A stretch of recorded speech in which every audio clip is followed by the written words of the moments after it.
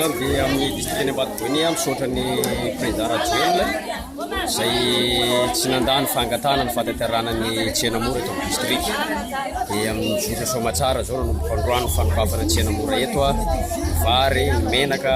sy ny sisa. Ary tena hoe amin'ny 4 fety zao dia niafaka tokoa ireo marisarisy sy ireo be antitra dia narindra satria nitetezina mihitsy ireo quartier tsindrovana manokana n'ireo zay marisarisa zany sy zay raka mankasitraka ny Rajoelina ary tanteraka ilay somatsara ihany koa fikarakara anazy ka mankasitraka magatelina fa ametraka foana fatokisana ho an'izay efa matoky Rajoelina eto Masarika Ambatoboeny mankasitraka ny Rajoelina fa tanteraka somatsara ravo sy faly izay eto district Ambatoboeny izay nahazo zao resaka tsy hanamona